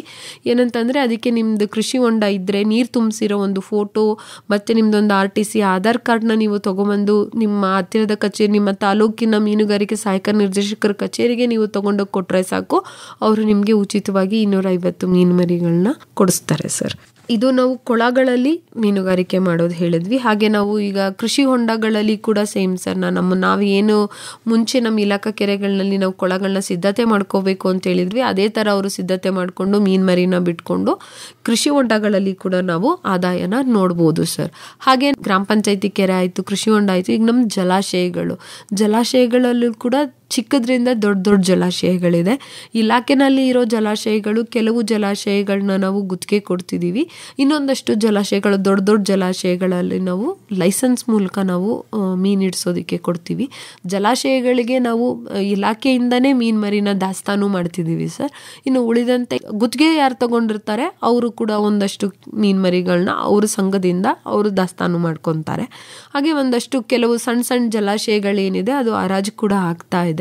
ಸೊ ಅದರಲ್ಲಿ ತಗೊಂಡು ಕೂಡ ನಾವು ಮೀನನ್ನ ಬಿಟ್ಟು ನಾವು ಮೀನು ಹಿಡಿಸಿ ನಾವು ಮೀನುಗಾರಿಕೆನ ಮಾಡ್ಬೋದು. ಇದು ನಾವು ಮಾಡ್ತಿರೋದು ಇದರಲ್ಲಿ ಒಂಥರ ಕ್ಯಾಪ್ಚರ್ ಆ್ಯಂಡ್ ಕಲ್ಚರ್ ಫಿಶರೀಸ್ ಥರ. ಒಂದಷ್ಟು ಜಲಾಶಯಗಳಲ್ಲಿ ಅಲ್ಲಿದೇ ಆದ ಮೂಲ ಲೋಕಲ್ ವೆರೈಟಿ ಆಫ್ ಮೀನುಗಳು ಕೂಡ ಸಿಗುತ್ತೆ. ಹಾಗೆ ನಾವು ಬಿಟ್ಟಂಥ ಮೀನುಗಳನ್ನ ಕೂಡ ಅಲ್ಲಿ ನಾವು ಹಿಡಿಬೋದು. ಆದರೆ ನದಿ ಮೀನುಗಾರಿಕೆ ಅಂತ ಬಂದಾಗ ಅಲ್ಲಿ ನಮ್ಮದು ಪ್ಯೂರ್ಲಿ ಕ್ಯಾಪ್ಚರ್ ಫಿಶರೀಸ್ ಆಗುತ್ತೆ. ನಾವು ಅಲ್ಲಿ ಬರೀ ಮೀನನ್ನ ಹಿಡಿಬೋದು ಅಷ್ಟೆ. ಸೊ ಅಲ್ಲಿ ಹಿಡಿಬೇಕಾದಾಗ ನಾವು ಜಲಸಂಪನ್ಮೂಲನ ಸುಸ್ಥಿರವಾಗಿ ಕಾಪಾಡಬೇಕಾಗಿರೋದು ಅಲ್ಲಿ ಮೀನು ಹಿಡಿತಿರೋ ಮೀನುಗಾರರದ ಒಂದು ಜವಾಬ್ದಾರಿಯಾಗಿರುತ್ತೆ ಸರ್. ಅದಕ್ಕೆ ಅವರು ಮೀನು ಹಿಡಿಬೇಕಾದ್ರೆ ಯಾವಾಗ್ಲೂ ದೊಡ್ಡ ಕಣ್ಣಿನ ಬಲೆಗಳನ್ನೇ ಹಾಕಿ ಮೀನನ್ನ ಹಿಡಿಬೇಕು. ಆಗ ಏನಾಗುತ್ತೆ, ಸಣ್ಣ ಸಣ್ಣ ಮೀನುಗಳನ್ನ ನಾವು ರಕ್ಷಿಸ್ದಂಗೆ ಆಗುತ್ತೆ. ಅಲ್ಲಿ ನಾವು ಮೀನಿನ ಸಂಪತ್ತನ್ನ ನಾವು ಸಮತೋಲನ ಮಾಡ್ದಂಗೂ ಆಗುತ್ತೆ. ಮುಂದಿನ ಪೀಳಿಗೆಗೆ ನಾವು ಅಲ್ಲಿ ಮೀನನ್ನ ಬಿಟ್ಟಂಗೂ ಆಗುತ್ತೆ. ಸೊ ಇದರಿಂದ ನಾವು ಸುಸ್ಥಿರ ಮೀನುಗಾರಿಕೆನ ಕೂಡ ನಾವು ಅಳವಡಿಸ್ಕೋಬೋದು. ನದಿ ಭಾಗದಲ್ಲಿ ನಾವು ಎಕ್ಸ್ಪೆಷಲಿ ಜೂನ್ ಮತ್ತು ಜುಲೈ ತಿಂಗಳಲ್ಲಿ ನಾವು ಮೀನುಗಾರಿಕೆನ ನಿಷೇಧ ಮಾಡಿರ್ತೀವಿ. ಯಾಕಂದರೆ ಅಲ್ಲಿ ಬ್ರೀಡಿಂಗ್ ಸೀಸನ್ ಇರುತ್ತೆ, ಮೀನುಗಳು ಮರಿನ ಹಾಕ್ತಿರುತ್ತೆ. ಆ ಟೈಮಲ್ಲಿ ನಾವು ಫಿಶಿಂಗ್ ಮಾಡಬಾರ್ದು ಅಂತ ಹೇಳಿ ಆ ಒಂದು 2 ತಿಂಗಳಲ್ಲಿ ನಾವು ಮೀನುಗಾರಿಕೆನ ನಿಷೇಧ ಮಾಡಿರ್ತೀವಿ ಸರ್. ಅದು ಜಲಾಶಯದಲ್ಲೂ ಕೂಡ ಹಾಗೇನೆ 2 ತಿಂಗಳು ಜೂನ್ ಮತ್ತು ಜುಲೈ ತಿಂಗಳಲ್ಲಿ ಮೀನು ಹಿಡಿಯೋ ಹಾಗೆ ಇರೋದಿಲ್ಲ. ಇನ್ನು ಉಳಿದಂಥ ಎಲ್ಲ ಟೈಮಲ್ಲೂ ಕೂಡ ನಾವು ಮೀನನ್ನ ಹಿಡಿಬೋದು. ಹಾಗೆ ಸರ್, ನಾನು ಜಲಾಶಯದಲ್ಲಿ ನಾನು ಹೇಳಿದೆ ನಾವು ಮೀನು ಮರಿ ಬಿಡ್ತೀವಿ, ಈ ಥರ ಹಿಡಿತೀವಿ ಅಂತ.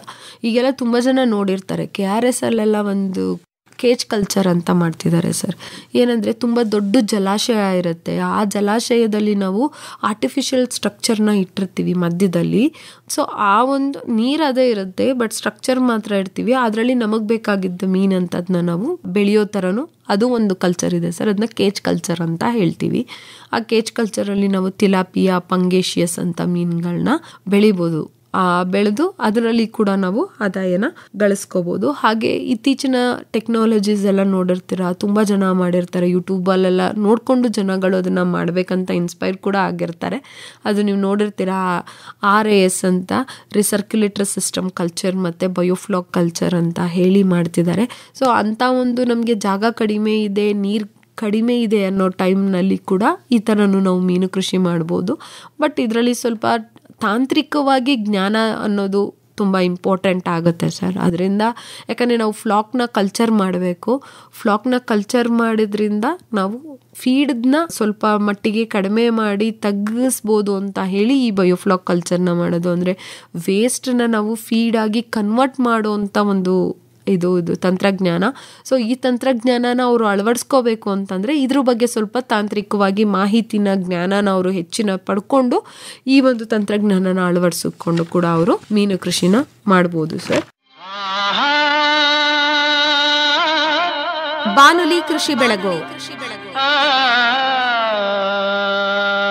ಮೈಸೂರು ಆಕಾಶವಾಣಿಯ ಕೃಷಿರಂಗ ಕಿಸಾನ್ ವಾಣಿ ವಿಭಾಗದ ಹೆಮ್ಮೆಯ ಕಾರ್ಯಕ್ರಮ ಅಕ್ಟೋಬರ್ 6ನೇ ತಾರೀಖು ಸೋಮವಾರ ಬೆಳಗ್ಗೆ 10 ಗಂಟೆಗೆ ಮಂಡ್ಯ ಜಿಲ್ಲೆ ಪಾಂಡವಪುರ ತಾಲೂಕು ಚಿನಕುರಳಿ ಹೋಬಳಿ ರಾಗಿಮುದ್ದನಹಳ್ಳಿಯ MP ಜಯರಾಮೇಗೌಡ ಹಾಗೂ MH ಶ್ರೀಮತಿಯವರ ಹೊಂಗೆಲಕ್ಷ್ಮಿ ಫಾರಂನಲ್ಲಿ. ನಾನು MP ಜಯರಾಮೇಗೌಡ, ನಾನು ಶ್ರೀಮತಿ. ನಮ್ಮ ಜಮೀನಿನಲ್ಲಿ ಬಾನುಲಿ ಕೃಷಿ ಬೆಳಗು ಕಾರ್ಯಕ್ರಮವನ್ನು ಮಾಡುತ್ತಿದ್ದೇನೆ. ಎಲ್ಲರೂ ಬನ್ನಿ. ಈ ಭೂಮಿ ಬಾನು ಜೀವಿಗಳ ಸಮಪಾಲು, ಹದವಾಗಿ ಮುದವಾಗಿ ಸಾಗೋಣ ಪದವಾಗಿ. ಈ ಬಾರಿಯ ಅತಿಥಿ ತುಮಕೂರು ಜಿಲ್ಲೆ ತಿಪಟೂರು ತಾಲೂಕು ಪೂಜಾರಿಪಾಳ್ಯದ ಯುವ ಕೃಷಿಕ RS ನವೀನ್. ಕೃಷಿ ಪ್ರವಾಸೋದ್ಯಮ ಹಾಗೂ ಕೃಷಿ ನವೋದ್ಯಮಗಳ ಕುರಿತು ವಿಶೇಷ ಮಾಹಿತಿ, ಸಾವಯವ ಉತ್ಪನ್ನ ಹಾಗೂ ಎರೆಗೊಬ್ಬರದ ಪ್ರದರ್ಶನ ಹಾಗೂ ಮಾರಾಟ, ಕೃಷಿ ರತ್ನ ಪ್ರಶಸ್ತಿ ಪ್ರದಾನ ಈ ಬಾರಿಯ ವಿಶೇಷ. ಬನ್ನಿ, ಭಾಗವಹಿಸಿ. ಅಕ್ಟೋಬರ್ 6ನೇ ತಾರೀಕು ಸೋಮವಾರ ಬೆಳಗ್ಗೆ 10 ಗಂಟೆಗೆ ಮಂಡ್ಯ ಜಿಲ್ಲೆ ಪಾಂಡವಪುರ ತಾಲೂಕು ಚಿನಕುರಳಿ ಹೋಬಳಿ ರಾಗಿಮುದ್ದನಹಳ್ಳಿ ಗ್ರಾಮದ MP ಜಯರಾಮೇಗೌಡ ಹಾಗೂ MH ಶ್ರೀಮತಿ ಅವರ ಹೊಂಗೆಲಕ್ಷ್ಮಿ ಫಾರಂನಲ್ಲಿ ನಿಮಗಾಗಿ ನಡೆಯಲಿದೆ ನಮ್ಮ ಕಾರ್ಯಕ್ರಮ ಬಾನುಲಿ ಕೃಷಿ ಬೆಳಗು. ನಾವು ಇಷ್ಟೊತ್ತು ಯಾವ ಥರ ವಿವಿಧ ಒಂದು ಜಲಸಂಪನ್ಮೂಲಗಳಲ್ಲಿ ನಾವು ಹೇಗೆ ಮೀನುಗಾರಿಕೆ ಮಾಡಬೇಕು ಅಂತ ಹೇಳಿ ನಾವು ತಿಳ್ಕೊಂಡಿದ್ದೀವಿ. ಹಾಗೆ ಮುಂದುವರೆದಂತೆ ಮೀನಿನ ಪ್ರಯೋಜನಗಳೇನು, ಏನಕ್ಕೆ ನಾವು ಮೀನು ಕೃಷಿನ ಮಾಡಬೇಕು ಅಂತಂದರೆ, ಏನಕ್ಕೆ ಅಂತಂದರೆ ಇದರಿಂದ ನಮಗೆ ಒಂದು ಆಹಾರ ಭದ್ರತೆ ಅನ್ನೋದು ಸಿಗುತ್ತೆ.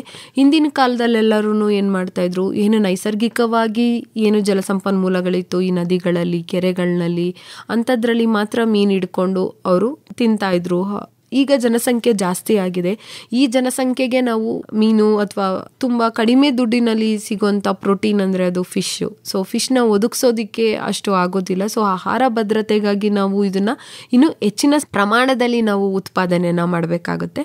ಸೊ ಅದರಿಂದ ಈ ಪ್ರೋಟೀನ್ನ ಒಂದು ಮೂಲ ಆಗಿರೋದ್ರಿಂದ ನಾವು ಕಡಿಮೆ ದುಡ್ಡಿನಲ್ಲಿ ಜನಕ್ಕೆ ಪೌಷ್ಟಿಕ ಆಹಾರನ ನಾವು ಒದಗಿಸ್ಬೋದಾಗಿರುತ್ತೆ.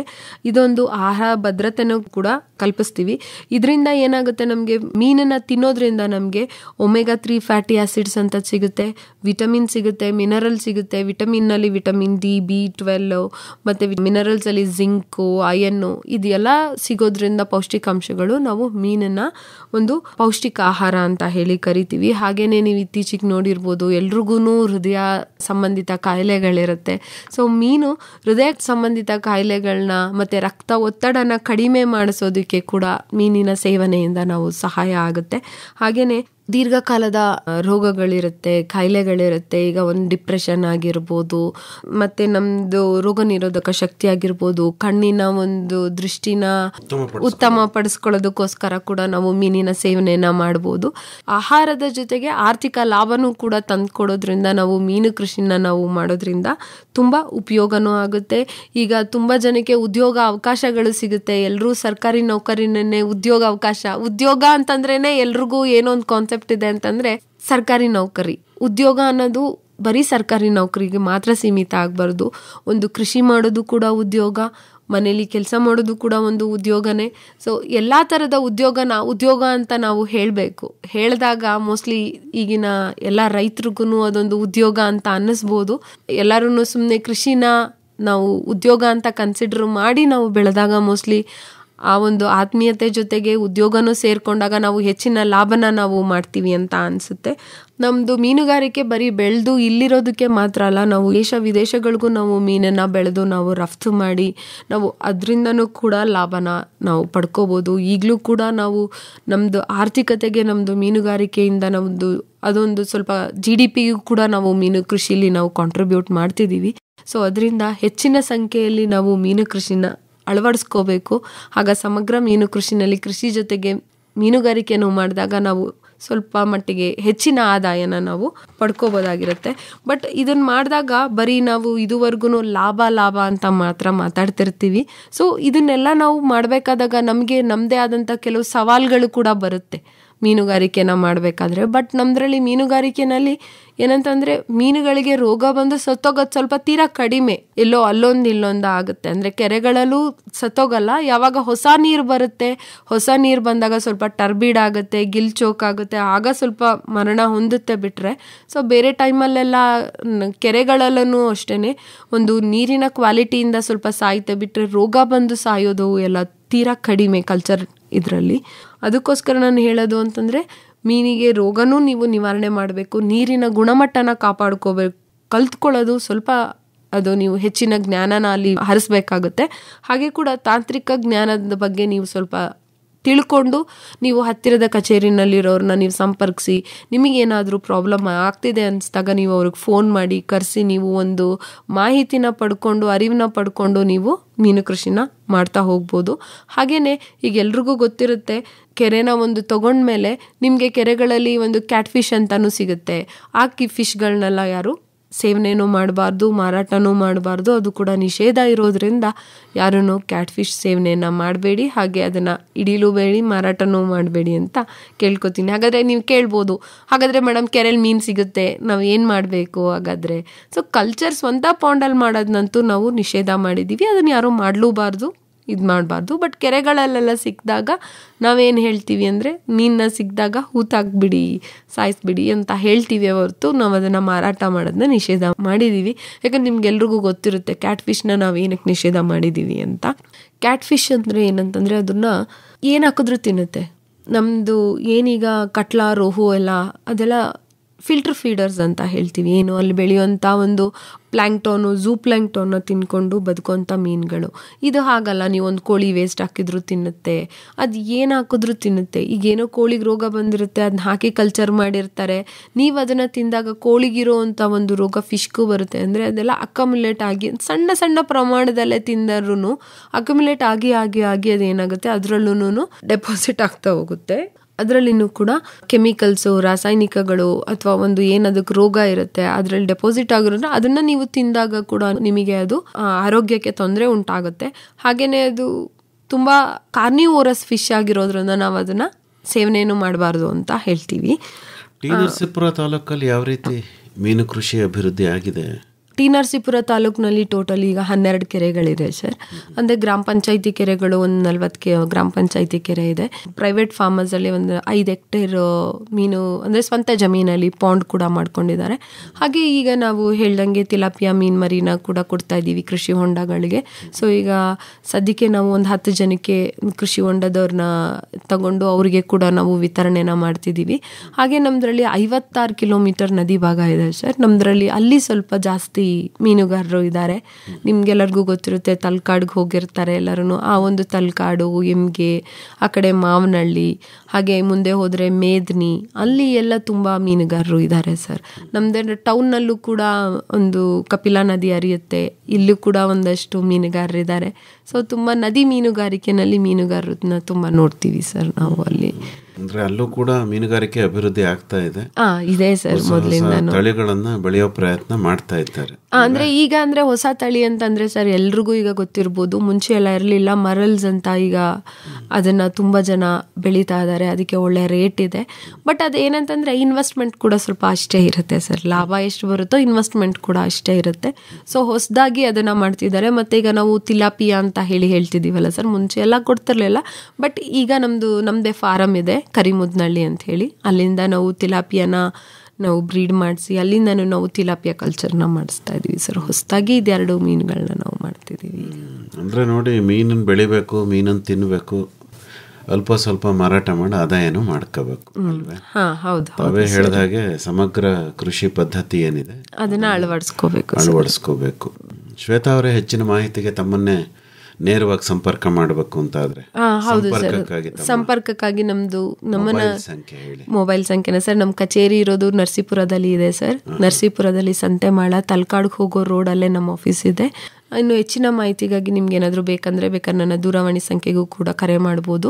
ನನ್ನ ದೂರವಾಣಿ ಸಂಖ್ಯೆ 9164562927. ಏನಾದರೂ ಮಾಹಿತಿ ಬೇಕಿದ್ರೆ ನನಗೆ ಸಂಪರ್ಕಿಸಿ. ನಮ್ಮ ಇಲಾಖೆಯಿಂದ ಸಂಪೂರ್ಣ ಸಹಕಾರ ಎಲ್ಲರಿಗೂ ನಾವು ಕೊಡ್ತೀವಿ. ಇನ್ನೊಮ್ಮೆ ಹೇಳ್ತೀರಾ ನಿಮ್ಮ ಮೊಬೈಲ್ ನಂಬರು? 9164562927. ನಿಧಾನವಾಗಿ ಇನ್ನೊಂದ್ಸರಿ ಹೇಳಿ. 9164562927. ಒಳ್ಳೆಯದು ಶ್ವೇತಾ ಅವರೇ, ಇದುವರೆಗೂ ಕೂಡ ಜಲ ವಿನ್ಯಾಸಗಳಲ್ಲಿ ಮೀನು ಕೃಷಿ ಹಾಗೂ ಇಲಾಖೆಯ ಯೋಜನೆಗಳಿಗೆ ಸಂಬಂಧಪಟ್ಟಂತೆ ಬಹಳ ಉಪಯುಕ್ತವಾದ ಮಾಹಿತಿ ನೀಡಿದ್ರಿ. ವಂದನೆಗಳು. ನಮಸ್ಕಾರ. ನಮಸ್ಕಾರ.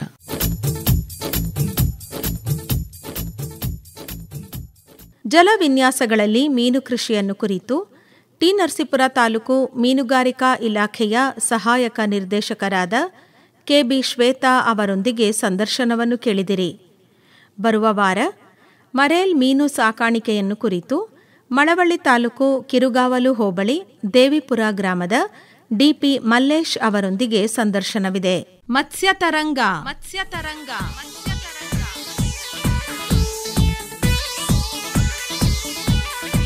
ಮೀನು ಸಾಕಣೆ ತಾಂತ್ರಿಕತೆಗಳನ್ನು ಕುರಿತ ಬಾನುಲಿ ಸರಣಿ ಆಲಿಸಿದಿರಿ. ಬಂಗಡಿ ಮೀನು ಬಳಕಿದಾಗ